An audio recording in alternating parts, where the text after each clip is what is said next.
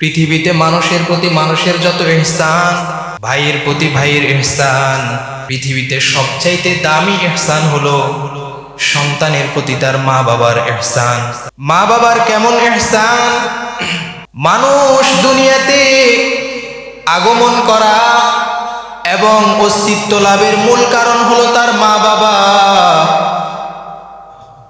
মানুষের প্রতি মানুষের যত ইহসান আছে, যত দয়া আছে, অর্থাৎ মানুষের প্রতি মানুষের যত দয়া, যত ভালোবাসা, সমস্ত দয়া এবং ভালোবাসার মধ্যে সবচাইতে বড় দয়া এবং ইহসান হলো সন্তানের প্রতি তার মা বাবার ইহসান এবং দয়া। পৃথিবীতে ভাই ভাইকে ভালোবাসি পিছনে স্বার্থ, বোন বোনকে ভালোবাসি পিছনে স্বার্থ, স্বামী তার স্ত্রীকে ভালোবাসি পিছনে স্বার্থ, কিন্তু একমাত্র ভালোবাসা, একমাত্র মহাব্বত, মা বাবা তার সন্তানকে মহাব্বত করে, এই ভালোবাসার মধ্যে বিন্দু পরিমাণও কোনো স্বার্থ নাই। এই ভালোবাসার মূল কারণ হলো জজবা। মায়ের অন্তরের মধ্যে আল্লাহ তাআলা এমন এক জজবা তৈরি করে দিয়েছেন যে মা নিজে না খেয়েও সন্তানকে খাওয়াতে পারলে মা অনেক বেশি খুশি। শীতের রাত, গভীর রাত, ভাই বোনেরা সবাই ঘুমায়, স্বামীও ঘুমায়, সন্তানের বাবাও ঘুমায়। ওই সন্তানটা অন্ধকার গভীর রাত, শীতের রাতে সন্তানটা প্রস্রাব করে দিল, সন্তানটা কান্নাকাটি করতেছে। ওই সন্তানের বাবাও জাগ্রত হয় না, ভাই বোন কেউ জাগ্রত হয় না। কেউ যদিও জাগ্রত হয় না, মা একটা সেকেন্ডের জন্য ঘুমাইতে পারে না। আল্লাহ তাআলা মায়ের অন্তরের মধ্যে এমন এক জজবা তৈরি করে দিয়েছেন, যেই জজবার কারণে মা নিজে না খেয়েও সন্তানকে খাওয়াতে পারলে মা খুশি। সন্তানের জন্য মা নিজের সব কিছু বিসর্জন দিয়ে দিত, মা রাজি। এজন্যই তো আল্লাহ তাআলা কুরআনুল কারীমের যত জায়গায় আল্লাহ নিজের হকের কথা আলোচনা করেছেন, আল্লাহ নিজের হকের পরপরই মা বাবার হকের কথা আল্লাহ কোরআনে উল্লেখ করেছে। আল্লাহ তাআলা বলেন, ওয়া কাযা রাব্বুকা আল্লা তা'বুদু ইল্লা ইয়্যাহু ওয়া বিল ওয়ালিদাইনি ইহসানা ইম্মা ইয়াবলুগান্না ইনদাকাল কিবারু আহাদুহুমা আও কিলাহুমা ফালা তাকুল লাহুমা উফফিন ওয়া লা তানহারহুমা ওয়া কুল লাহুমা কাওলান কারীমা ওয়াখফিদ লাহুমা জানাহাদ দুল্লি মিনার রাহমা ওয়া কুর রাব্বিরহামহুমা কামা রব্বায়ানি সগীরা। আল্লাহ তাআলা বলেন, ওয়া কাযা রাব্বুকা আল্লা তা'বুদু ইল্লা ইয়্যাহু ওয়া বিল ওয়ালিদাইনি ইহসানা। আল্লাহ তাআলা বলেন, আমি আল্লাহর নির্দেশ হলো আল্লাহ তা'বুদু ইল্লা ইয়্যা, যে দুনিয়াওয়ালা তোমরা সবাই একমাত্র আমি আল্লাহর ইবাদত করবে। ওয়া বিল ওয়ালিদাইনি ইহসানা, এবং মা বাবার সহিত সদ্ব্যবহার করবে। আল্লাহ এখানে নিজের হকের আলোচনা করার পরপরই আল্লাহ তাআলা বলেন, ওয়া বিল ওয়ালিদাইনি ইহসানা, মা বাবার প্রতি তুমি সৎ ব্যবহার করবে।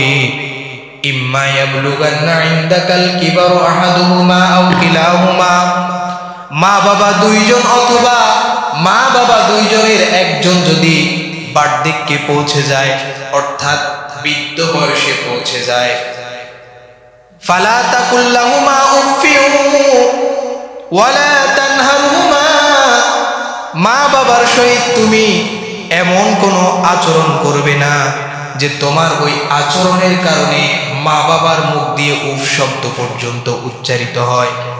অর্থাৎ তোমার কোনো আচরণের কারণে মায়ের বাবার মুখ দিয়ে যেন উফ শব্দ উচ্চারণ না হয়।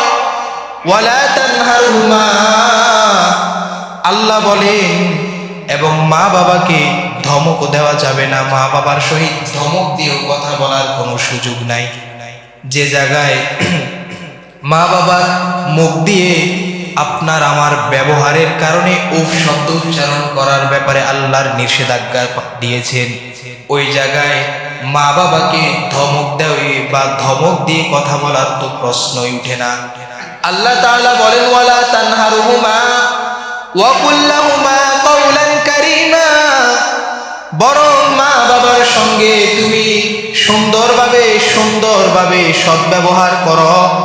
ওয়াকফিদ লাহুমা জানাহাদ যুল্লি মিনার রাহমা, এবং তুমি মা বাবার সামনে তোমার সমর্থ, তোমার সব ধরনের অহংকারকে তুমি মা বাবার সামনে বিলীন করে দাও। ওয়াকফিজ লাহুমা জানাহাদ যুল্লি মিনার রাহমা ওয়া কুর রাব্বিরহামহুমা কামা রাব্বায়ানি সগীরা। মা বাবা যদি দুনিয়ায় না থাকে, মা বাবার দুইজনের একজন যদি দুনিয়ায় না থাকে, তো তুমি মা বাবার জন্য আল্লাহর কাছে দোয়া করো, হে দয়ার মালিক, রব্বিরহামহুমা কামা রাব্বায়ানি সগীরা। মা বাবা যেমনি ভাবে আমার শৈশবকালে আমার প্রতি ইহসান করেছে, কেমন ইহসান আমার মা বাবার শৈশবকালে আমাকে না খাওয়াইয়াও আমার মা বাবা নিজে আমাকে খাওয়াইয়া নিজেরা না খেয়েও শান্তি পেয়েছে। আমার মা বাবার আমার জন্য কেমন কোরবানি, সন্তানের মুখে হাসি ফুটানোর জন্য বাবার কত কষ্ট, মায়ের কত কষ্ট। আয় আল্লাহ, আজকে আপনি আমাকে এত সম্পদ দান করেছেন, আপনি আমাকে এত অর্থ দান করেছেন, আজকে আপনি আমাকে এত কোটিপতি বানালেন, আমার কোটি টাকা থেকেও কি লাভ হবে? আমার মা বাবা তো আজকে আমার ওই টাকা দেখে যেতে পারলো না, আমার মা বাবা তো আমার আজকে এই এলাহি কারবার, আমার এই বিশাল ক্ষমতা, আমার এই দাপট কিছুই আমার মা বাবা দেখে যেতে পারলো না।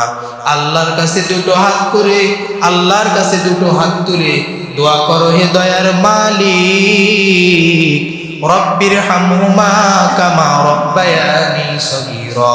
আয় আল্লাহ, আমার ওই শৈশবকালে আমার মা বাবা যেমনি ভাবে আমার প্রতি রহম করেছেন, দয়া করেছেন, আমার ওই মা বাবার কবরেও আজকে আপনার রহমত আপনি ওইভাবে বর্ষণ করে। আল্লাহ তাআলা এখানে প্রতিটা সন্তানকে মা বাবার খেদমতের বিষয়ে 6টা নির্দেশ দিয়েছেন। 1 নম্বরে আল্লাহ বলেন, ওয়াবিল ওয়ালিদাইনি ইহসানা, মা বাবার প্রতি তুমি সদ্ব্যবহার করো, মা বাবার প্রতি তুমি দয়া করো। মা বাবার প্রতি কেমনে ইহসান করবে? নিজের সন্তানের জন্য, নিজের স্ত্রীর জন্য যেটা পছন্দ করো, ওই মা বাবার জন্য সেটা পছন্দ করতে হবে। ইমাম বুখারী রহমাতুল্লাহি আলাইহি হযরতে আসমা রাদিয়াল্লাহু তাআলা আনহা থেকে বর্ণনা করেন, আসমা রাদিয়াল্লাহু তাআলা আনহা আল্লাহর পয়গম্বরের কাছে এসে বললেন, পয়গম্বর, আমার মা একজন মুশরিকা, আমার মা একজন মুশরিকা মহিলা নারী। আল্লাহর নবীকে বলল, হে পয়গম্বর, আমার ওই মায়ের সঙ্গে দেখা করা, আমার ওই মায়ের সেবা যত্ন করা আমার জন্য বৈধ হবে কিনা? আল্লাহর নবী হযরতে আসমা রাদিয়াল্লাহু তাআলা আনহাকে বলল, রে আসমা, সিলি উম্মাকে, তুমি তোমার মায়ের সঙ্গে সদ্ব্যবহার করো, ওয়া সাহিবুহুমা ফিদ দুনিয়া মারুফা, মা বাবা যদিও মুশরিকা হয়, মা বাবা যদিও বেধর্মী হয়, এরপরেও তুমি মা বাবার সঙ্গে দুনিয়াতে সদ্ব্যবহার করো, তবে মনে রাখবা, মা বাবা ধর্মীয় হোক কিংবা বিধর্মী হোক, লা তাআতা লিমাখলুকিন ফি মাসিয়াতিল খালিক, স্রষ্টার অবাধ্যতা করে সৃষ্টির অনুকরণ করা কোশ্চিন কালেও জায়েজ নাই। আল্লাহর নবী বললেন, লা তাআতা লিমাখলুকিন ফি মাসিয়াতিল খালিক, স্রষ্টার অবাধ্যতা করে সৃষ্টির অনুকরণ করা জায়েজ নাই, মানে আল্লাহকে বেজার করে দুনিয়ার কারো আদেশ পালন করা হারাম। নামাজের সময় হয়ে গেল, আমি নামাজে যাব, ফরজ নামাজ, আল্লাহর বিধান, ওই ক্ষেত্রে আমার মা বাবা যদি নিষেধ করে, মা বাবার ওই আদেশ পালন করা আমার পক্ষে হারাম, আল্লাহর আদেশ পালন করা আমার ফরজ। আল্লাহর নবী বলেন, লা তাআতা লিমাখলুকিন ফি মাসিয়াতিল খালিক, স্রষ্টার অবাধ্যতা করে সৃষ্টির অনুকরণ করা হারাম। অর্থাৎ আল্লাহকে বেজার করে দুনিয়ার কাউকে খুশি করা হারাম। হযরতে আসমা রাদিয়াল্লাহু তাআলা আনহাকে আল্লাহর নবী বললেন, আসমা, সিলি উম্মাকে তুমি তোমার মায়ের সঙ্গে সৎ ব্যবহার করো। ওয়াসাহিবুহুমা ফিদ দুনিয়া মারুফা, মা বাবা যদিও মুশরিকা হয়, বিধর্মী হয়, দুনিয়াতে মা বাবার সঙ্গে সৎ ব্যবহার করা প্রতিটা সন্তানের জন্য অপরিহার্য কর্তব্য। আল্লাহর নবীর একজন সাহাবী হযরতে আব্দুল্লাহ রাদিয়াল্লাহু তাআলা আনহু আল্লাহর নবীকে জিজ্ঞাসা করলো, পয়গম্বর, সব চাইতে কোন আমল আল্লাহর কাছে বেশি প্রিয়? সাআলতু রাসূলুল্লাহ সাল্লাল্লাহু আলাইহি ওয়াসাল্লাম, আল্লাহর নবীকে সাহাবী জিজ্ঞাসা করলো, পয়গম্বর, কোন আমল আল্লাহর কাছে প্রিয়? আইয়ুল আমালি আহাব্বু ইলাল্লাহ, আল্লাহর কাছে কোন আমলটা সবচাইতে বেশি প্রিয়? আল্লাহর নবী বললেন, আসসালাতু আলা ওয়াক্তিহা, এক নাম্বার হলো প্রতিটা নামাজ নির্ধারিত সময়ে নামাজগুলো পালন করা। কুলতু সুম্মা আইয়ুন, আল্লাহর নবীর সাহাবী হযরতে আব্দুল্লাহ রাদিয়াল্লাহু তাআলা আনহু আল্লাহর নবীকে বলল, হে পয়গম্বর, বুঝলাম এক নম্বর আমল হলো প্রতিটা নামাজ নির্ধারিত সময়ে পালন করা। দুই নম্বর হলো, কুলতু সুম্মা আইয়ুন, দুই নম্বর কোন আমল আল্লাহর কাছে প্রিয়? আল্লাহর নবী সাহাবীকে বলল, হে সাহাবী, দুই নম্বর হলো বিররুল ওয়ালিদাইন, দুই নম্বর যে আমল আল্লাহর কাছে প্রিয় ওই আমল হলো মা বাবার সহিত সৎ ব্যবহার করা, সদাচরণ করা।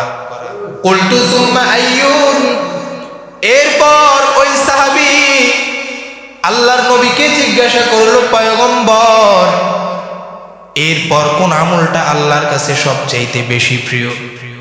মায়ার নবী সাহাবীকে বলল, সাহাবী, আল জিহাদু ফি সাবিলিল্লাহ, তিন নম্বর হলো আল্লাহর দেওয়া জীবন আল্লাহর রাস্তায় কোরবানি করে দেওয়া, এই আমলটাই আল্লাহর কাছে প্রিয়। মানে জিহাদ ফি সাবিলিল্লাহ। সাহাবী আল্লাহর নবীর কাছে কোন আমলগুলো সবচাইতে প্রিয় আল্লাহর কাছে সে বিষয়ে জানতে চাইলেন। আল্লাহর নবী বললেন, এক নম্বর আসসালাতু আলা ওয়াক্তিহা, নামাজগুলো তুমি যথাসময়ে পালন করবে। দুই নম্বর হলো বিররুল ওয়ালিদাইন, মা বাবার প্রতি তুমি সৎ ব্যবহার করবে, সদাচরণ করবে। তিন নম্বর হলো আল জিহাদু ফি সাবিলিল্লাহ, তুমি আল্লাহর দেওয়া জান মাল আল্লাহর পথেই তুমি কোরবানি করে দিবে। মা বাবার খেদমত বড় দামি সম্পদ। যার মা বাবা নাই সে বুঝে মা বাবার কি পরিমাণ কদর। আমি যখন ছিলাম আমার মায়ের উদরে, চলাফেরা করলেন যে মায় কত কষ্ট করে। আমি যখন ছিলাম আমার মায়ের উদরে, চলাফেরা করলেন যে মায় কত কষ্ট করে। এমন মাকে কেমনে আজি, এমন মাকে কেমনে আজি যাব আমি ভুলিয়া। ও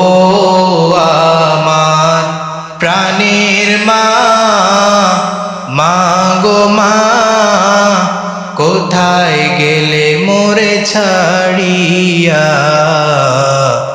জনম দুঃখী ইয়েতিম আমি, চায় না কেহ ফিরিয়া। জীবনের মূল কষ্ট মায়ের প্রসব বেদনায়, সাত আসমান সাত জমিন তখন মায়েরই মাথায়। জীবনের মূল কষ্ট মায়ের প্রসব বেদনায়, সাত আসমান সাত জমিন তখন মায়েরই মাথায়। আমার সুন্দর মুখ দেখে মায়ের, আমার সুন্দর মুখ দেখে মায়ের ব্যথা যাইতেন ভুলিয়া। ও আমার প্রাণের মা, মা গো মা, কোথায় গেলে মোরে ছাড়িয়া, জনম দুঃখী ইয়েতিম আমি, চায় না কেহ ফিরিয়া। দুঃখে কষ্টে মায়ের জীবন আমাকে নিয়া,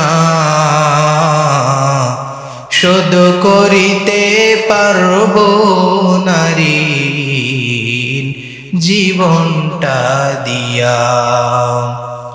দুঃখে কষ্টে মায়ের জীবন আমাকে নিয়া, শোধ করিতে পারব নারী জীবনটা দিয়া। ঘুমের ঘরে মাকে দেখে, ঘুমের ঘরে মাকে দেখে, কেঁদে দেই বুক ভাসাইয়া। ও আমার প্রাণের মা, মা গো মা, কোথায় গেলে মোরে ছাড়িয়া, জনম দুঃখী ইয়েতিম আমি, চায় না কেহ ফিরিয়া। মা বাবার খেদমত, মা বাবার প্রতি ইহসান করা, মা বাবার প্রতি সৎ ব্যবহার করা, এটা প্রতিটা সন্তানের জন্য আল্লাহ তাআলার পক্ষ থেকে প্রেরিত একটা ফরজ বিধানের মতো। কারণ কোরআনুল কারীমের যে জায়গায় আল্লাহ তাআলা নিজের হকের আলোচনা করছেন, এর পরপরই আল্লাহ তাআলা মা বাবার প্রতি সৎ ব্যবহার, মা বাবার হক আদায় করার বিষয়ে আল্লাহ তাআলা সেখানে আলোচনা করছেন। সেখানে পুরা মানব জাতিকে আল্লাহ তাআলা সে বিষয়ে নির্দেশ দিয়েছেন। আল আমরু লিল উজুব, আল্লাহর প্রতিটা নির্দেশ এগুলো মানুষের পক্ষে আদায় করা এটা ওয়াজিব। তো মাহে রজবের সর্বশেষ জুমা